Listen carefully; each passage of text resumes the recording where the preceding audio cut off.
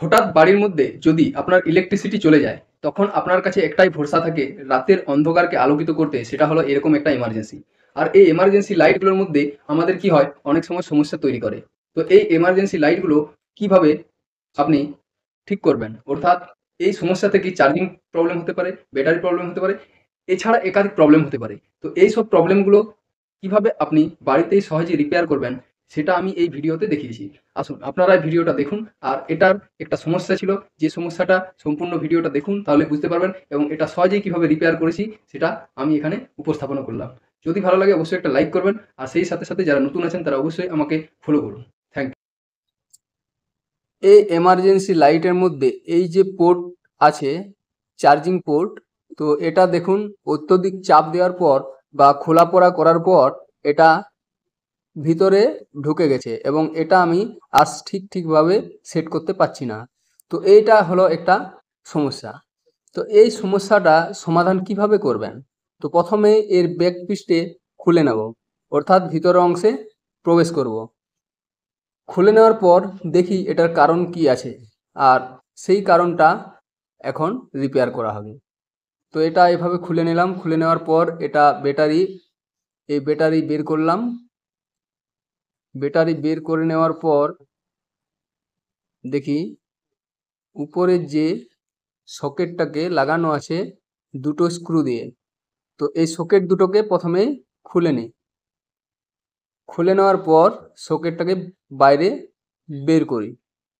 তো দেখতে পাচ্ছেন বাইরে বের করেছি, আর এই সকেটটাকে আটকিয়ে রেখেছে স্ক্রু দিয়ে যে অংশ, সেটা ভেঙে গেছে। কারণ এটা যখন বারবার চার্জ দেওয়া হয়েছে, অত্যধিক প্রেসার পড়ার পর ওটা ভিতর দিকে ভেঙে ঢুকে গেছে। তো এটাকে গ্লুগান দিয়ে সহজে এটাকে এঁটে দেবো। তো আমি এক্ষেত্রে গ্লুগান ইউজ করছি। তো এটা বেশ উন্নত মানের গ্লু গান দিয়ে এটাকে বসিয়ে নিচ্ছি, যাতে আর সহজে এটা উঠে না আসে। তো এইভাবে দেওয়ার পর এটাকে কিছুক্ষণ ঠান্ডা করব। ঠান্ডা করে নেওয়ার পর এটাকে ধরে রাখবো, কারণ আগের যে জায়গা যে অবস্থায় ছিল সেই অবস্থায় এটাকে রাখা হলো। রাখার পর দেখুন এই সকেটটা আমি আগের মতো বস করছি, যেভাবে নতুন অবস্থায় এটা বস করানো ছিল। তো বস করানোর পর এটাকে ঠিকঠাকভাবে ফিক্স হচ্ছে কিনা একটু দেখে নিই। তো দেখুন এটা ঠিকঠাক জায়গায় সেটিং হয়ে গেছে। সেটিং হয়ে যাওয়ার পর ঠিক আগের মতো যে দুটো স্ক্রু দিয়ে ওই সকেটটাকে আটকানো ছিল, সেই সকেটটাকে এইভাবে স্ক্রু দিয়ে আগের মতো আটকিয়ে নিচ্ছি। আটকিয়ে নেওয়ার পর আগের মতো ব্যাটারি যেভাবে বস করানো ছিল সেইভাবে এটাকে বসিয়ে নিচ্ছি। বসিয়ে নেওয়ার পর ঠিক নিচের পৃষ্ঠে যেভাবে কাভার দেওয়া ছিল এবং স্ক্রু দিয়ে টাইট করা ছিল, সেইভাবে এটাকে টাইট করে নিচ্ছি।